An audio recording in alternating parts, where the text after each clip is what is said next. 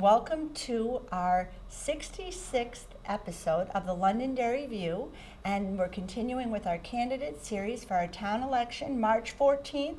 We hope everyone will come out and vote. Polls open at 6 a.m. and close at 8 p.m. Tonight I have with us Shawn Faber, who is wonderful. He's running for town council, and he is going to tell us a little bit about himself tonight. So, Shawn, welcome, and thank you for being on the Londonderry View. Thank you. So, why I chose to run for town council, I'll start with that. And I can start with a good story. This week, I was working down in Charlotte, because our company actually works with other companies to help groups succeed, help other executive committees at companies get through to their goals. And so we worked with our own company on some communication. And we got the group together and we had a plus size little raft that we had to balance on. And so everyone was just trying to run every which way. They all had great ideas. And you know, as adults, when we decide we're gonna accomplish a goal, we turn into little kids, especially in a playground-like setting. We all run to the little kids to the soccer ball. And I just sit back and watch. It's just my tendency to watch everyone. I listen to ideas, I take things in. And then once I had heard what everyone really proposed, but they're all kind of chatting about, I spoke up and I said, hey, let's organize a little bit. Let's go, okay, let's take what you said here. That was a great idea. Let's take what you said here. Let's combine some of that. And then start speaking with one voice instead of talking over each other. And eventually, we got out on the raft, we balanced it out. And it's one of those things where it requires teamwork. I can help facilitate, but it requires every single person to really balance on the ends and do their part, and all together, we accomplished our goal. And I think that really outlines just my philosophy and how I see things in life. Communication is so important. And so, a little bit about myself. I started off as a little kid begging my parents for a computer. I absolutely wanted a computer. Back then it was one of those Radio Shack things that hooks up to the TV, and it happened to come with a programming book. And I thought, oh, I'll just look through this book. And I remember writing my first program, which was... Oh my gosh, wow. I was 11 years old too. I was gonna say, how old were you? Oh my gosh. So my first program said, what is your name? And I typed in Shawn, and it said, hello, Shawn. And I was like, I did it. I accomplished something. I also think that's kind of convenient that my first thing was a communication to a computer on that front. So continued on, I went to school, learned to become a software developer, got into that. But I also found out other software developers aren't very good at talking to people. And so I was always pushed forward, like, you go talk to management, you take care of it, you go speak. And I'm like, okay. And I found out I could speak their language, I could speak the software developers' language, and they just weren't hearing each other. They were talking past each other over and over, and I could help bridge that gap. And I found, well, this is good. And then eventually I got pushed over onto the management side, because they're like, well, you speak so well, you might as well be over here. And I'm like, okay. Reluctantly started doing that, but I really liked it. It was the bigger scope and scale of challenges that really drew me to that. So as I went on, I got to a company. The owner was pretty concerned. He was an older gentleman. This was his life's work, and the company was ready to go out of business. And I met him at a coffee shop, talked a couple of times, and just got the whole weight of the situation, and I thought, I can help you. I can jump in here and help try to take some responsibility for some of this and get us on the right path and go. I went into that company, did a quick analysis for a week because there wasn't a lot of time, and got everybody together in a room, and I said, this product that we've been trying to release for 2 years, in 4.5 months, we will put this out. And they all looked at me like, you are crazy. I don't know how this is going to happen. And I said, don't worry. We're not working 100-hour weeks. We're just going to start doing things the right way. We're going to start communicating through things. We're going to start doing the right processes. And we're going to quickly turn this around. 4.5 months later, we did. That is quite an accomplishment. Yeah. Oh my goodness, right on the nose, 4.5. Yep. 2 years later from that, His name was Chuck, great Same guy. company. Yes, he got to sell his business. It got sold.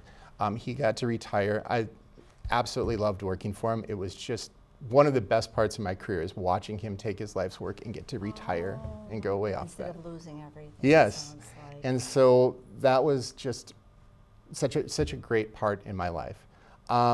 Throughout that, because I'm from the Midwest. I had lived in Minneapolis at the time. Oh my goodness. Okay. And then COVID had struck, and we transitioned into remote work. And with that comes you get to pick where you want to live. Oh, interesting. True. So, Yes. all right. And so my heart, in all the research, really drew me here. This seemed like the best place to be. It's the perfect mix of, me and my wife call it urban.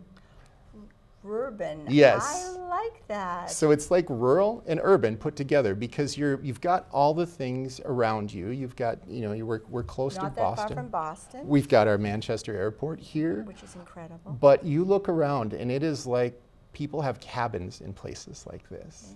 They really, do. it is just a wonderful community, the way they've planned this city, the way they've got a lot of trees, and the way it just doesn't look cluttered up with stores.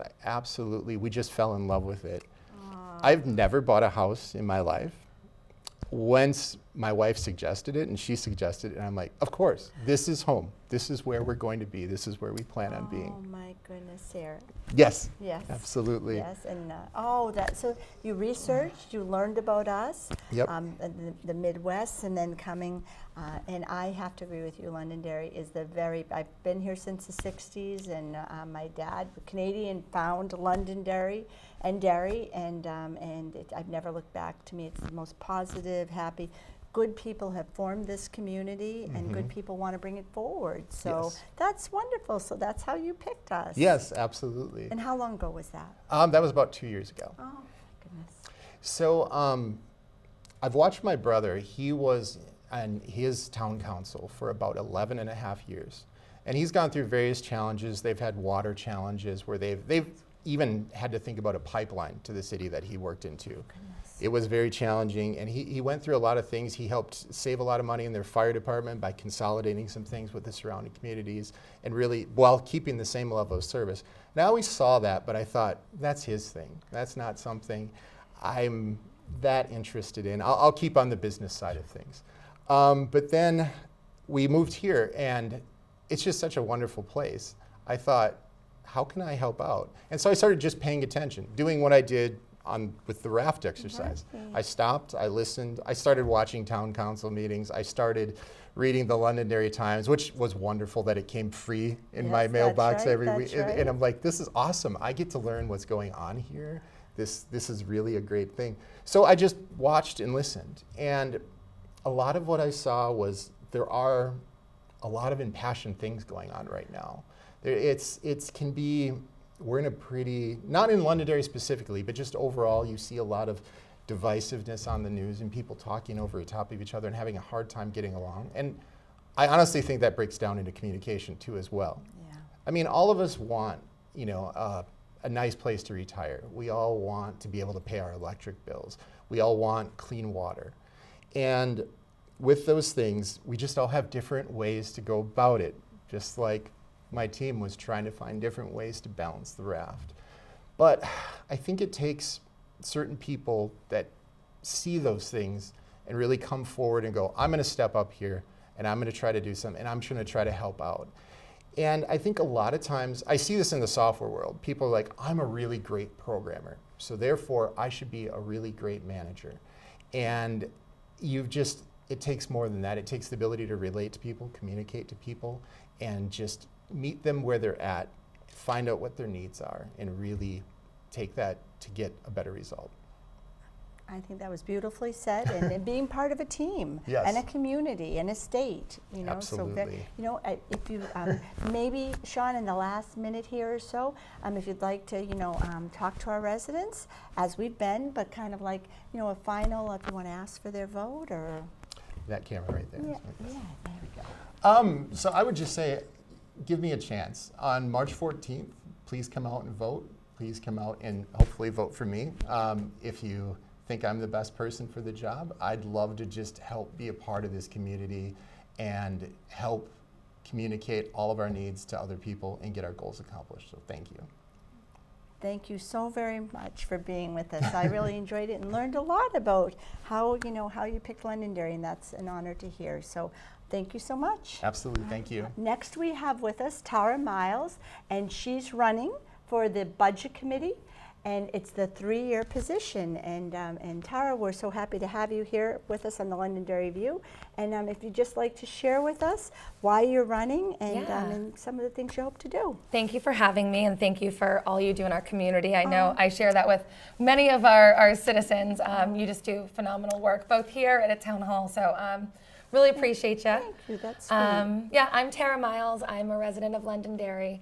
I am a mom of 2, a wife of an amazing supportive husband, and the reason why I decided to run for Budget Committee, I like to say volunteer for Budget Committee. Yeah. It's a volunteer position. I don't find it to be political. I don't know that it necessarily has a place to be political. It's a volunteer position where the intent is really to uncover and ask the right questions for our budgets, and to make sure that our citizens are fully informed in order to make the right decisions when we vote for our budget. So the criticalities there are asking the right questions, understanding the process, and making sure that we're transparent to everyone. I mean, the data itself is there. Like, you can always go do a FOIA request at the town clerk and get whatever you need, and there's a number of different documents on the website. But what I found in my career is that not everybody is necessarily literate to that. It was a bit of a learning curve for me. So for context, I work in tech. I'm at a big tech firm right now, but I started my career in smaller startups, and I've worked with federal, state, county, and municipal governments across my career.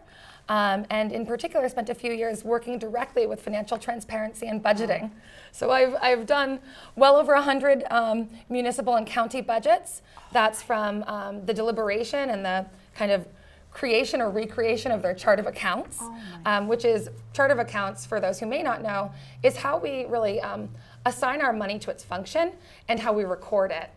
So that's kind of a critical piece of the puzzle, and where we're able to find savings, because every bit of the chart of account is a spending item, and that's where often we would look to find areas where we could reduce spending. We worked on the financial transparency side to let everyone know what's being spent, how it's being spent, and why that's useful.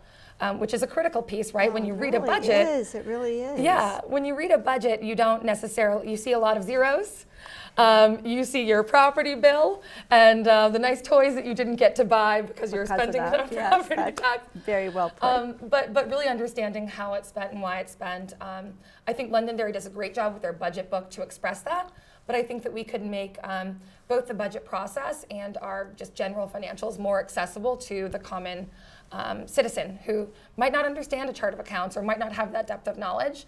Let them know where their money is being spent, and that we're being very deliberative in the ways that we are aligning that spending. And so over the course of a budget, what generally ends up happening is the departments will speak with their leaders and they'll tell them, we want to have, or we need X, Y, and Z, right?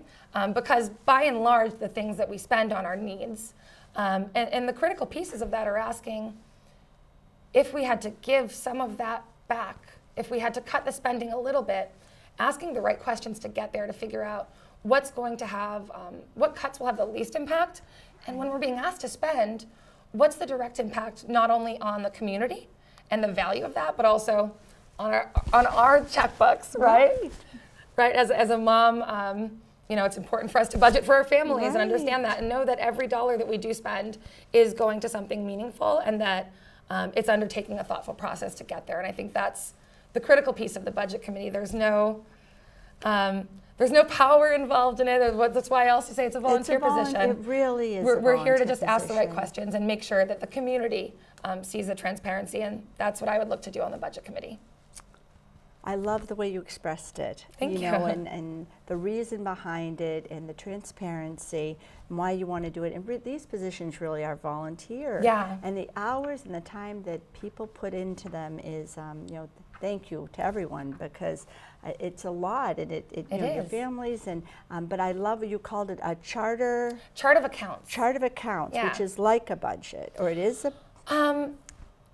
So think of it like if you were to do your own budget, Right. and you were to break it down by, I have my electric bill, I have my heating bill, I've got my mortgage, I've got my property tax, Right. I've got my home insurance, car payments, things like that. That's how a municipality will divvy up how they spend. So each dollar that they spend has to be assigned Right, in to our budgets, exactly to how the absolutely. budget has gone, and specifically the chart of accounts. They vary based on municipality, but largely they fall into buckets that have sub-buckets that have sub-buckets. absolutely So we can right. pinpoint spending, and we can review spending for, is this truly a need? What was the intent here? And things like that, and getting down to those basics, I think is important, not just for the budget committee, but for the community to understand it and understand how those dollars are being spent, and really contextualizing it in a way that's accessible to folks who may not be financially literate toward government spending. Absolutely. I don't think many people are. It was a No, necessity for my absolutely. job, so I got Yes, familiar with it. absolutely. And yeah. 100%. Because it's true, when you're doing other things in your family and your jobs and your careers, you really don't understand the budget, but we understand our property tax, we understand what affects us. But that is a wonderful idea, just to bring more transparency to the community. And Yeah.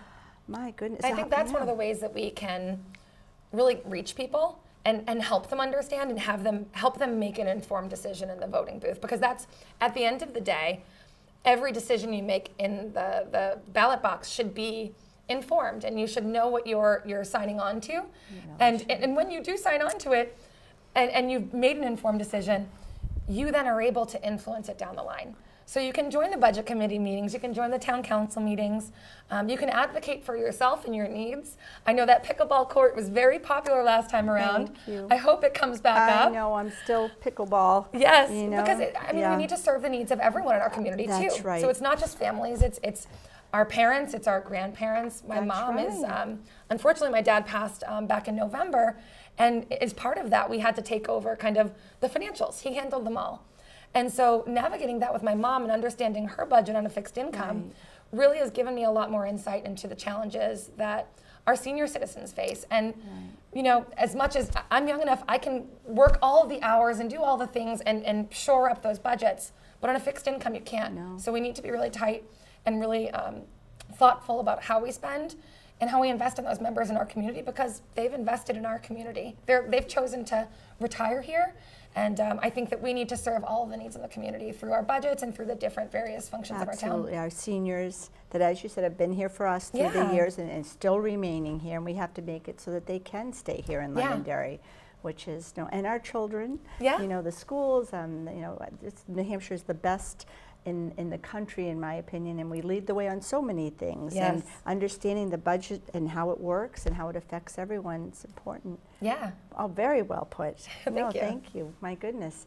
And and how long have you lived in town? I've been here since 2021, so I'm a bit of a newbie. I'd moved around.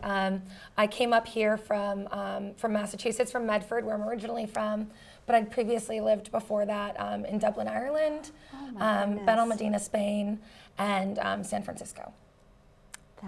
Which So is I've all made my way around and settled here, that's- and this is our forever home. So we've decided I love that we found just the perfect house in the perfect neighborhood. So hi to my neighbors if you're watching. I it's love you on wonderful. Lancaster Drive.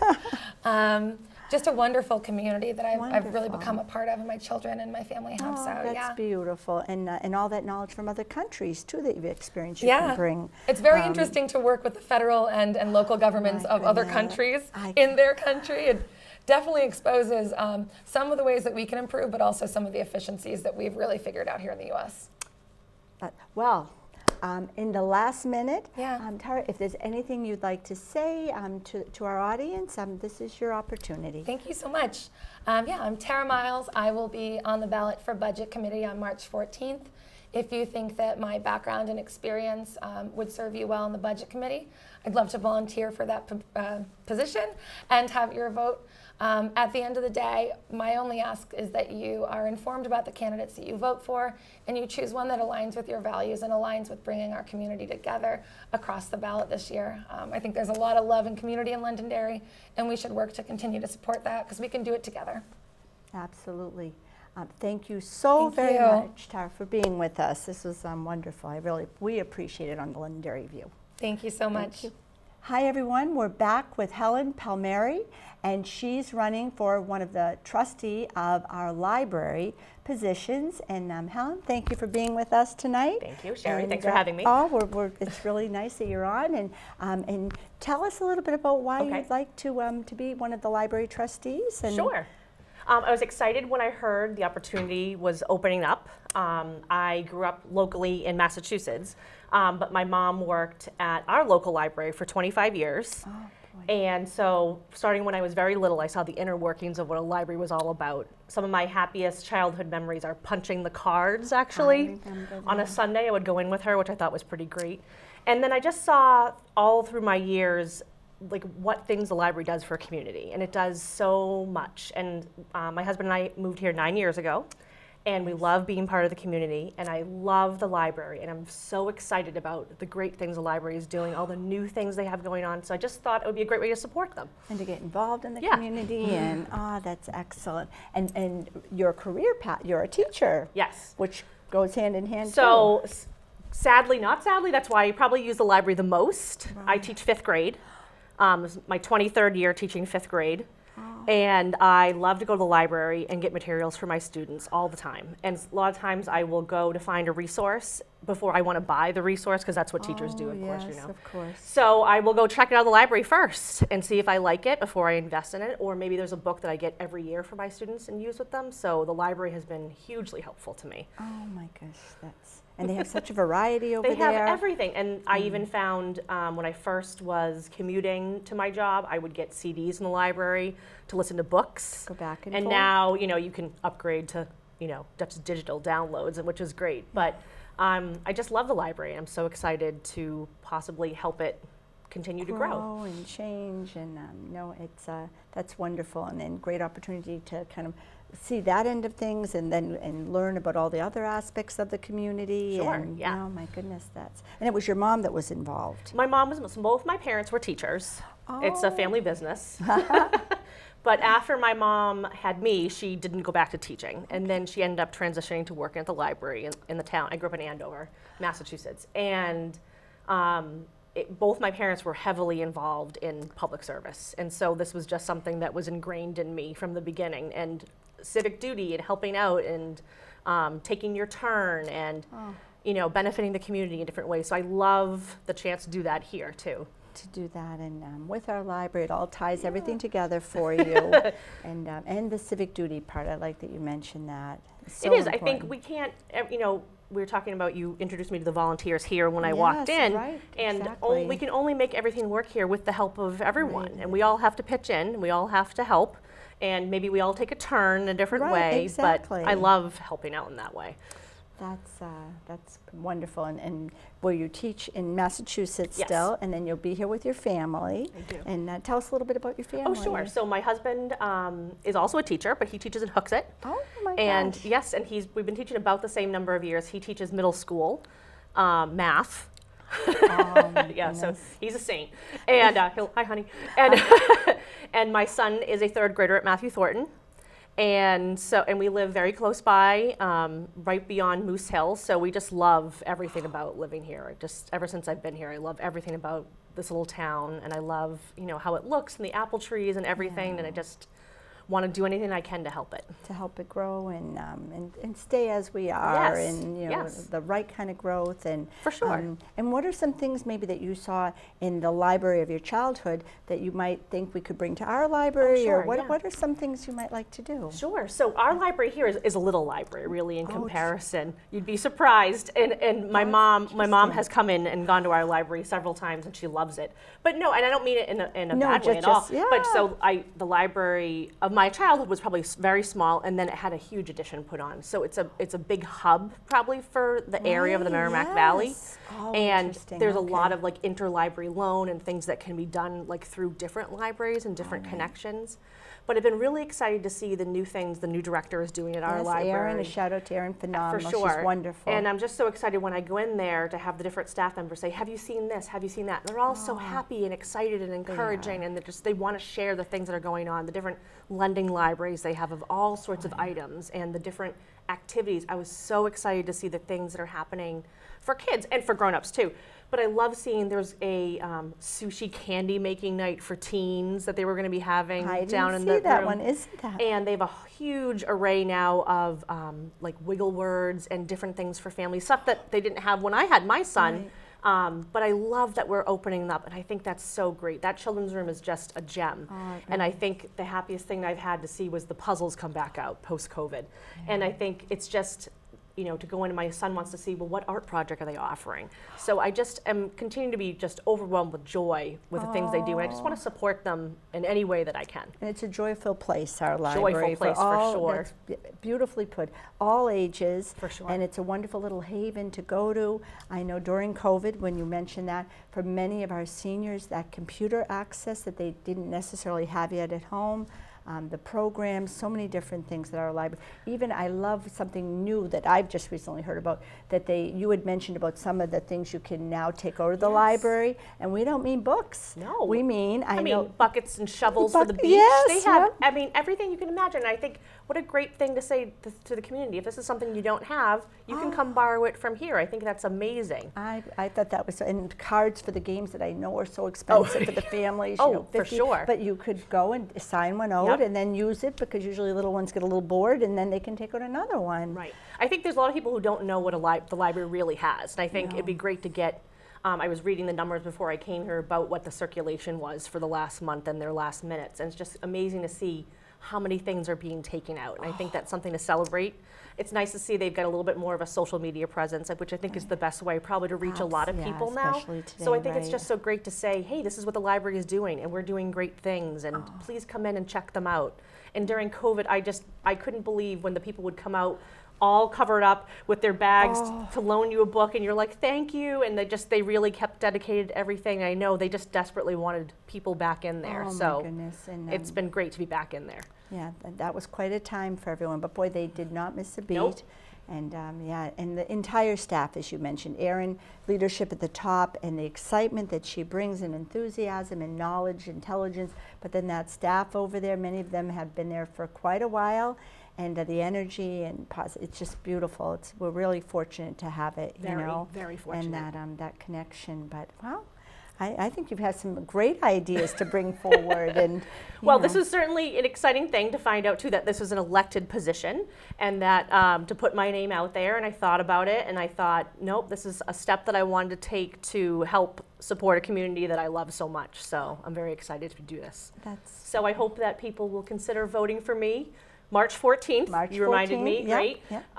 That will come very soon. Oh, I know, it's moving quickly And hopefully already. it doesn't snow. I remember a few years ago on one of those town elections, I think I even saw you there that morning. Yes. It snowed and snowed and snowed, but I got out there to make Yes, sure you I did. vote. Yes, and it was it was blizzard. It was. And it was precious. Little families were coming in on cross country skis.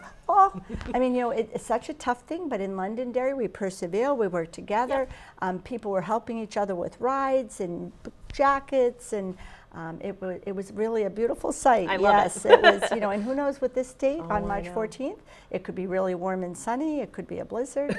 You never know we'll what you're hope gonna get. for a nice day, like maybe 60 would be nice, 50 even, you know. But no, and Helen, it's so nice to have you with us on the Londonderry View, and thank you. Thanks again, Sherry. It was nice to meet you. Oh, nice to meet you too, and thank you for being willing to step up and volunteer. So, library trustee position. All right, thank you so much. Hi everyone, next we have with us Azra Palo, and she's running for our library trustee position and the 3-year position for our library. So Azra, thank you for being with us tonight on Yes. the Londonderry View. Thank you for having me. Yes, it's a pleasure. Oh, and Azra, as we were just talking a little bit before the show started, you have a very interesting background related to libraries. Why don't you tell everyone about that? Yeah, well, long story short, my family is from Bosnia, so I'm a refugee, and I moved to Laconia in the Lakes region in the 90s. And one of the first places we went to was the public library. My family didn't even know that much English, and the children's librarian there, Gail, helped us out a lot. And so with that in mind, I ended up working in the Laconia Public Library in high school, helping shelve books.